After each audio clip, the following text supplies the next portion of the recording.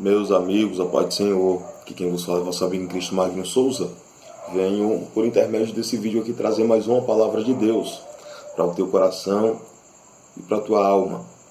Hoje meditaremos um pouco sobre o cativeiro babilônico, os profetas que foram levantados dentro do cativeiro e após o cativeiro. E para que o cativeiro serviu? A Bíblia Sagrada vai narrar em duas narrativas nos Salmos. Salmos de número 137 e Salmos de número 126. Também conhecidos como Salmos dos Degraus. Interessante é que aqui vai retratar o dia da entrada e vai retratar o dia da saída.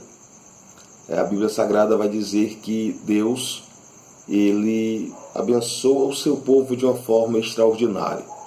Porém, o povo ainda, após sair do Egito, continuou com algo dentro do seu coração. O que tinha dentro do coração? Um pecado chamado idolatria. A idolatria que, por sua vez, agora Deus não quer tratar com apenas uma pessoa, quer tratar com uma nação. Porque Deus ele quer você por completo. Ele não aceita dividir espaço no teu coração com mais ninguém, e muito menos na tua vida. Agora, por sua vez, Deus vai começar a usar algumas pessoas e apontar para o que iria acontecer, porque o povo estava adorando a outros deuses. Nesse período, Deus levanta um moço por nome de Abacuque.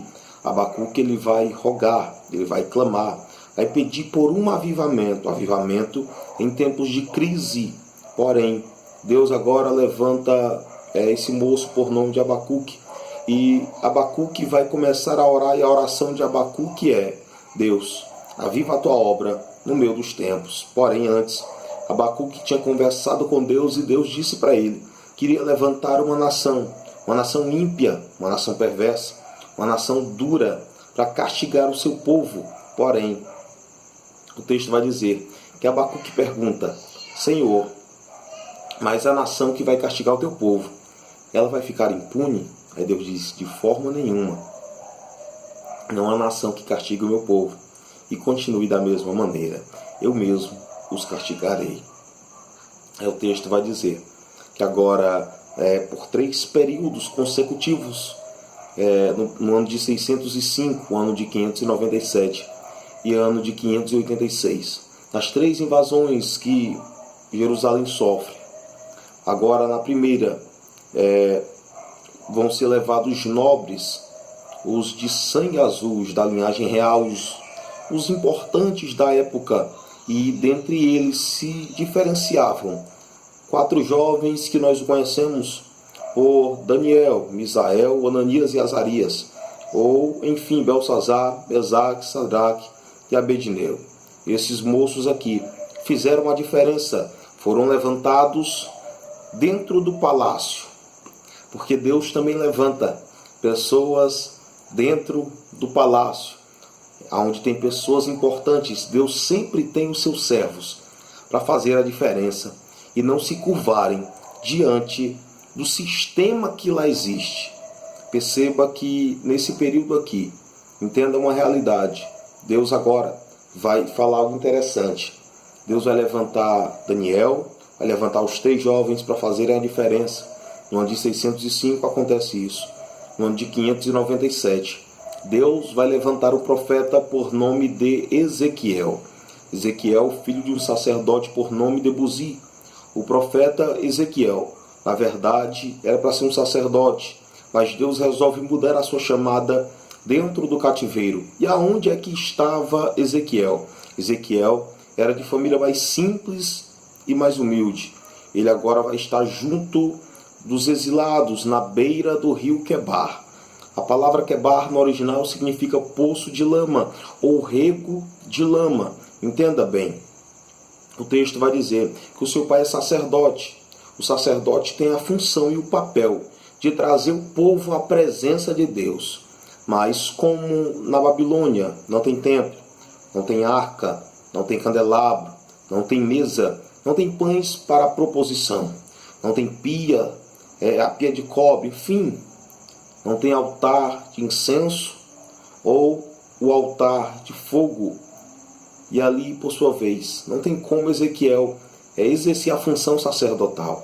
Então Deus olha do céu, parece que eu vejo ele dizendo da seguinte forma: eu vou te levantar agora como profeta. Se mataram o teu pai, que trazia o povo à minha presença, eu vou te levantar como profeta, para levar a minha presença até o povo. Deus levanta Ezequiel, tirando-o da lama, da beira de um poço de lama, porque Deus não vê, não tem e não escolhe lugar. Ele pega de qualquer ambiente, escolhe de qualquer lugar, na verdade, do mais desprezível ambiente. Ele levanta profetas, levanta pessoas para fazerem a sua obra. A Bíblia diz que Deus, agora em Lucas capítulo 1, versículo de número 26, fugindo aqui, abrindo um parêntese, mas Deus olha para uma cidade da Galileia, chamada Nazaré. Deus olha para o anjo e diz: vai na Galileia. Aonde? Em Nazaré. Aonde? Na casa de Maria. Nazaré era uma planície entre dois montes. Os montes ficavam de lado e Nazaré no meio. Nazaré ficava localizado no meio de um vale, lugar baixo. Porém, aqui Deus olha para o vale. O lugar, segundo Flávio Josefo, vai dizer que o lugar é desprezado, rejeitado e desvalorizado.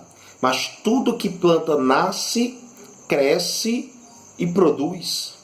E a água que vinha de cima recaía sobre ela. Perceba que Deus, Ele sempre tem grandes promessas, promessas extraordinárias para lugares desacreditados.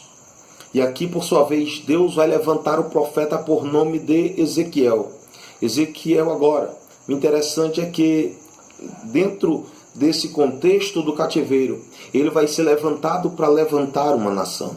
Vai ser levantado para despertar uma nação. Talvez o cativeiro que você esteja vivenciando, Deus está querendo te chamar para uma grande obra e você não está entendendo ainda. Mas aqui eu quero falar algo interessante para você. Desse mesmo percurso, o texto sagrado vai fazer uma menção de um profeta por nome de Isaías. Isaías, ele vai falar algo interessante, que Deus iria levantar um rei por nome de Ciro. Ciro, ele vai chamar de ungido e de servo.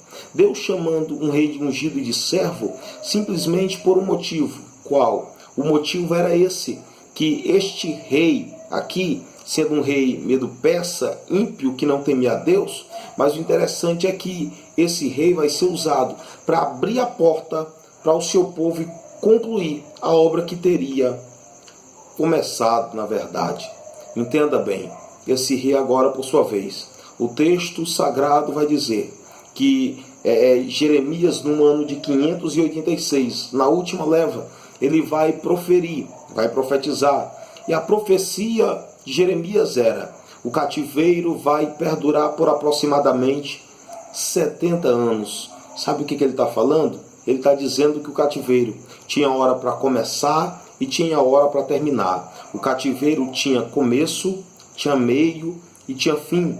O cativeiro não dura para sempre. O cativeiro só era um tratamento. E para que servia o tratamento do cativeiro?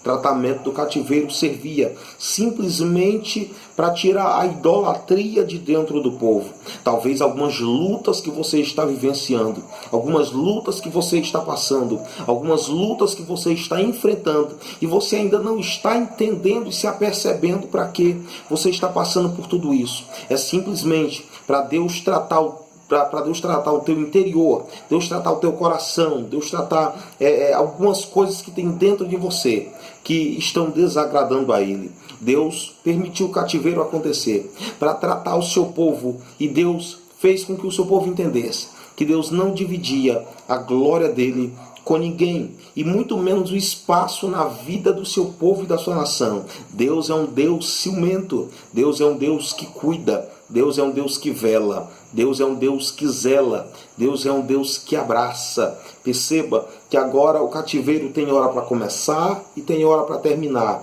E o mais interessante de tudo é que talvez você esteja vivenciando isso que eu estou falando aqui, mas entenda uma verdade, que esse cativeiro aqui, ele tem começo, tem meio e tem fim. Se Deus não chegou no começo, ele chegará no meio. Se não chegou no meio, ele chegará no final. Lembra de uma moça chamada a filha de Jairo? Aquela moça que Cristo, quando ela morre, Cristo vai na casa de Jairo. Começo, ele vai lá e ressuscita a menina. Perceba em Lucas capítulo 7, versículo 11 a seguir, que o moço já está no meio do caminho, indo para o cemitério ser enterrado. Mas agora, por sua vez, Jesus vai chegar e vai ressuscitar aquele jovem. Mas no final, entenda bem, Lázaro já estava morto, estava enterrado. Jesus chegou lá e disse, retira a pedra. Alguém disse, não pode, está cheirando mal. Jesus disse, retira a pedra. Lázaro, vem para fora. Ele solucionou o problema. Eu tenho uma palavra para o teu coração. Se Jesus não chegar no começo, ele vai chegar no meio. Se ele não chegar no meio, tenha certeza que ele chegará no final. E pode ter certeza absoluta de uma verdade: melhor é o fim das coisas do que o começo de todas elas. O texto sagrado vai dizer que agora esse moço, Ciro, vai libertar o seu povo, libertando o seu povo agora por sua vez. O povo judeu, vão ser libertos 50 mil judeus, para começar a obra do templo. Na verdade, Zorobabel, aqui Deus vai permitir que o povo seja liberto e vão ser levantados. E agora, por sua vez, Deus vai despertar, na verdade, Zorobabel. Quando 50 mil judeus vão, eles começam a obra do templo, mas por causa da perseguição dos samaritanos, eles vão parar. Aí nesse período aqui, Deus levanta Zorobabel, por intermédio do alerta de um profeta chamado Ageu, um velho, mas um velho cheio do Espírito, que por sua vez agora vai despertar o povo. Despertando o povo, ele desperta primeiro a liderança, porque a liderança tem que ser exemplo, a liderança tem que dar exemplo. O interessante aqui ele vai dizer, subi no monte, pegai madeira nova. O interessante é que a madeira que estava sendo utilizada para levantar a obra não vinha de baixo, vinha de cima. Madeira fala de estratégia, mas madeira também fala de cruz. A obra só é levantada através da cruz. O interessante é que a madeira é nova. E eu pergunto, é a madeira velha que estava embaixo? O interessante é que muitas das vezes nós queremos se achar insubstituíveis. Se nós não queremos, Deus levanta alguma madeira nova para fazer no nosso lugar. Alguém reclama de uma nova geração que está chegando, mas é uma nova geração que foi escolhida de cima, mas que está descendo para ser utilizada na obra de Deus. O interessante é que aqui a gente pode abrir um paralelo para alguns textos bíblicos. O jovem era novo, mas tinha 5 pães e tinha 2 peixinhos. A menina era nova, Rod, ela estava orando pela vida do seu pastor Pedro. A Bíblia Sagrada faz menção da moça na casa de Naamã. A moça era nova, mas tinha essência no coração e o caminho nos lábios. E o interessante de tudo isso é que, por sua vez agora, depois que o templo é levantado, Ageu, capítulo de número 2, versículo de número 9, vai fazer menção de algo interessante que todos nós conhecemos. A glória dessa última casa será maior do que a da primeira. Interessante que a casa é de madeira, a casa é pequena. E antes ele diz, essa casa não se compara com a outra. Ele está falando do templo de Salomão, mas aqui prefigura Cristo na cruz. A obra do madeiro, a obra do Calvário, levará uma glória muito maior. E o interessante é que aqui, quanto menor é a casa, maior será a glória. Quanto menos aparência tiver a casa, maior será a glória que ela carregará. Por sua vez, agora, depois que o templo é levantado, vai vir agora pessoas sendo levantadas através da palavra. O interessante de tudo isso é que Esdras vai entrar para ministrar, para organizar o culto. E agora, por sua vez, depois que dá a ordem, porque não existe culto sem palavra, primeiro Deus levanta pessoas para depois levantar paredes. Por que não foi Neemias primeiro para depois Esdras? Não, primeiro Deus levanta pessoas para depois levantar paredes. Ele levanta pessoas para colocar pessoas dentro, escute isso, de 4 paredes, mas pessoas que estejam de pé. E o interessante é que Esdras, ele é levantado para levantar através da palavra. O interessante e mais lindo de tudo é que agora, por sua vez, Neemias, ele vai concluir levantando os muros, a proteção. Neemias conclui, e depois que ele levanta os muros, mas o interessante é que aqui os muros são levantados através do madeiro. A porta é levantada através do madeiro. E o mais lindo e mais impressionante de tudo isso é que a cruz sempre esteve presente. Porque Ageu, o madeiro estava na casa, é verdade. O púlpito de madeira que Esdras pregou representa a cruz, é verdade. Neemias pede madeira para levantar os muros, para levantar a porta e para levantar a sua casa. A cruz está em todo lugar. Basta você examinar. Amém? Que Deus em Cristo possa te abençoar. Se você gostou dessa mensagem, dessa palavra, dessa explicação, se inscreva no canal, deixe o seu like, compartilhe o vídeo, tá? Deixe o seu comentário. Que Deus possa te abençoar em nome de Jesus.